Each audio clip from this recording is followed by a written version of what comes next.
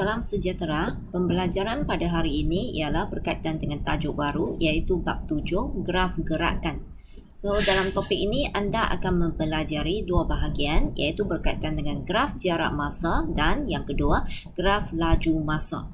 Okay? Jadi maklumat yang dipaparkan dalam buku teks ni cikgu harap kamu boleh baca sendirilah, ya. Okey. Seterusnya kita perhatikan, untuk topik ini sebenarnya dikaitkan dengan seorang ahli matematik dan ilmuwan dari Perancis yang bernama Nicolas Oresme. Beliau telah menggunakan sistem koordinat segi empat tepat dan dikatakan orang yang pertama menghasilkan graf laju masa. So ini sebagai pengetahuan tambahan kepada kamu. Baik. Sekarang kamu perhatikan untuk subtopik yang pertama, bahagian 7.1 graf jarak masa. Baik, jadi dalam bahagian ini apa yang kamu akan belajar ialah cara melukis graf jarak masa. Okey, kita perhatikan apakah yang anda faham tentang graf jarak masa? Adakah anda pernah menaiki pengangkutan awam ke suatu destinasi?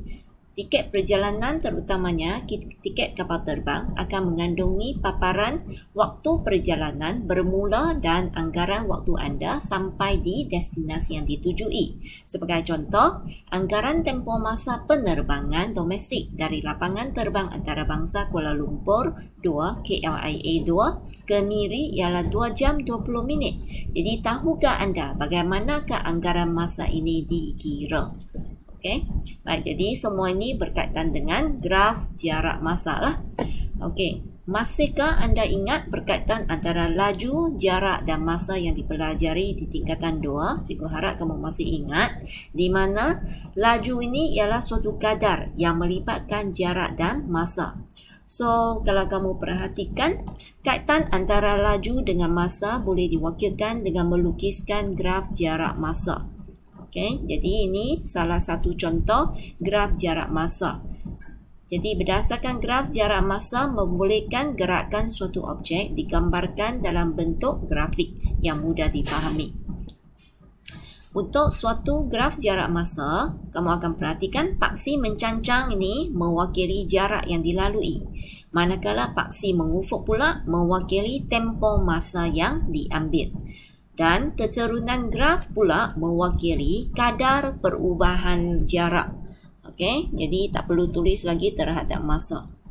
So, bermaksud kecerunan graf ini mewakili kadar perubahan jarak ataupun yang dikatakan sebagai laju.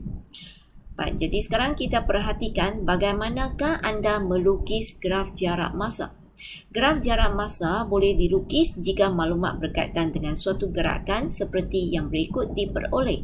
Bahagian A, jadual jarak masa dan yang B pula melalui persamaan yang mewakili hubungan antara jarak dengan masa. Jadi sekarang kita perhatikan macam mana kita dapat melukis graf jarak masa berdasarkan jadual jarak masa.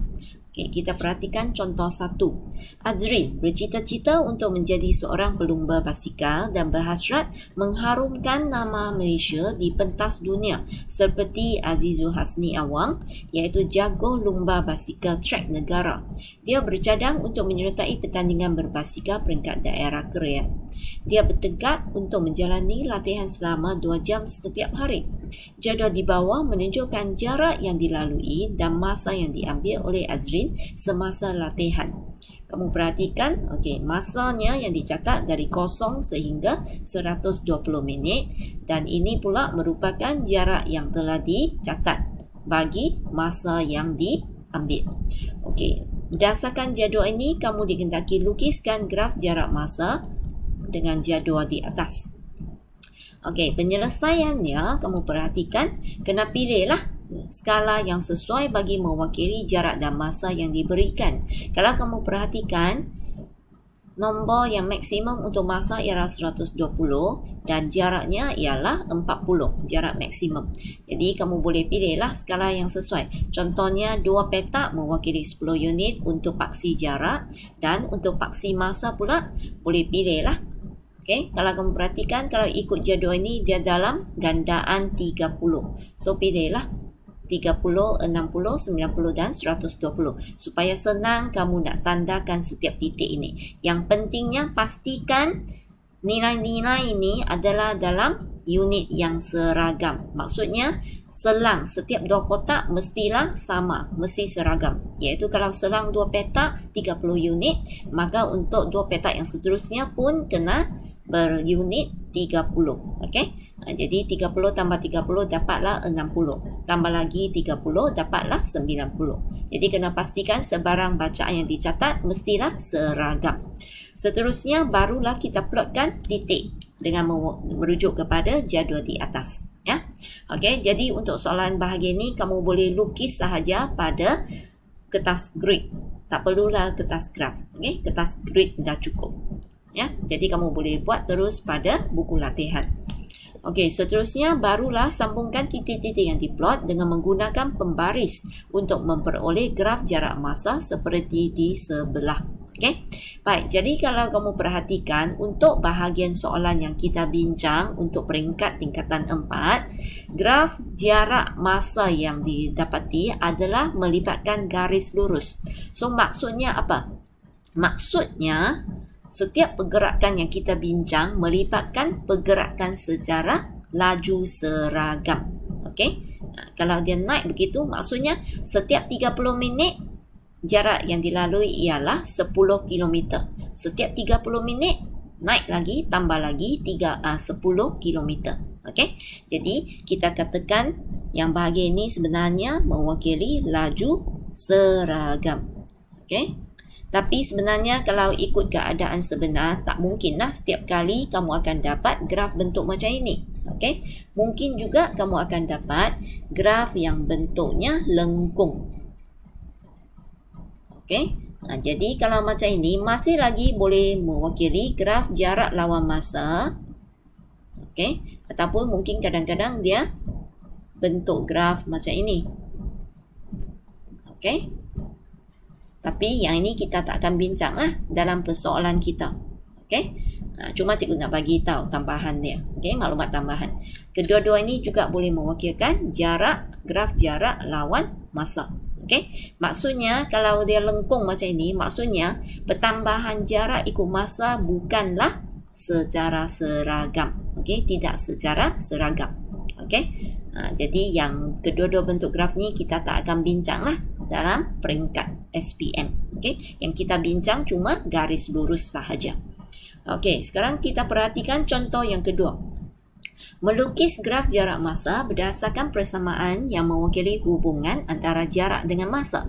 Okey, contoh 2, kalau kamu perhatikan, telah diberi tahu Encik Selva memandu keretanya selama 3 jam sejauh 240 km dari Kuala Lumpur ke Kuantan untuk melawat ibunya. Jarak S kilometer yang dilalui oleh Encik Selva dalam tempoh masa T jam diwakili oleh persamaan dia S sama dengan 80T. Lukis satu graf jarak masa yang mewakili perjalanan Encik Selva dari Kuala Lumpur ke Kuantan. Jadi kalau kamu perhatikan telah diberikan hubungan laju dengan masa dan jarak. Okey. Baik, jadi kalau kamu perhatikan S sama dengan 80T, maksudnya jarak yang lalui bergantung dengan persamaan ini. So kita perlu binakan jadual untuk lukiskan graf. Okay, kalau tidak diberikan jadual, kena bina jadual.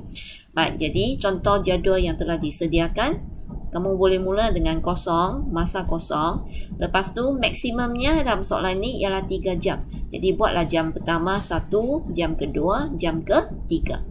Okey, jadi selepas 1 jam dapat kirakan jarak dia. Jadi kamu ganti masuk nilai T ke dalam persamaan yang diberi untuk perhitungan jarak. Okey. Jadi dapatlah 80 sini kalau pada permulaan memang kosong lah. Okey, pada jam yang kedua berapa jarak yang telah dilalui? Ukur dari Kuala Lumpur. Okey. Jadi gandaan lah 80 darab 2. So dapatlah 160 dan seterusnya. Okey. Lepas dapat bina jadual, barulah kamu pilihkan skala yang sesuai dan plotkan graf jarak masa seperti contoh 1. Nah. Okey, jadi semasa kamu nak plotkan grafnya, pastikan pemilihan skala mestilah secara seragam. Okey, kalau masanya tak ada masalah, dari 0 tambah 1, 2, 3. Jadi boleh buat terus. Okey, untuk jarak ini pastikan pengiraan jarak yang dilalui ini adalah juga secara seragam. Okey, jadi kamu boleh ambil terus 80, 160 dan 240. Kena pastikan setiap bacaan ni adalah seragam. Barulah kamu boleh catat terus bacaan-bacaan tersebut. Okey, jadi semua melibatkan pertambahan 80. Okey, jadi ini melibatkan pertambahan secara seragam. Ya. Okey, jadi dapatlah garis lurus. Okey, jadi untuk soalan macam ini, kena pastikan semasa kamu plotkan graf, kena pastikan ada sekurang-kurangnya 2 titik yang ditanda. Okey, kalau tak mau buat ke 4 titik ni, kamu boleh buat, pilih contohnya 1, 3 ataupun 0, 3. Okey, mesti sekurang-kurangnya 2 titik. Tapi kalau nak graf yang elok, buatlah semua. Okey. Baik, sekarang kamu perhatikan contoh 3. Jaswinder Singh mengambil sebahagian dalam acara merentas desa sejauh 8 km yang dianjurkan oleh pihak sekolah semasa Hari Sukan Negara. Diberi hubungan antara jarak dengan masa larian dari garis penabat ialah S sama dengan 8 tolak 1/5 T. Dengan keadaan S ialah jarak dalam kilometer dan T ialah masa dalam minit. Lukis graf jarak masa yang mewakili larian Jaswinder Singh untuk tempoh dari 0 hingga 40 minit. Okey. Baik, jadi untuk ini juga sama. Jadi kalau perhatikan di sini sekarang dia tak tulislah tak senaraikan banyak masa. Dia hanya pilih 2 sahaja, iaitu nilai yang paling kecil 0 dan yang maksimum 40. So sekali lagi kamu kirakan nilai S dengan berdasarkan persamaan yang diberi. Jadi dapatlah bacaan 8 dan 0. Okey, jadi sekarang kamu plotkan kedua-dua titik. Jadi dapatlah sambungkan dan dapat satu garis lurus. Okey. Jadi graf bentuk ini apa maksudnya? Maksudnya melibatkan pengurangan jarak ikut masa. Okey? Pengurangan jarak ikut masa. Okey?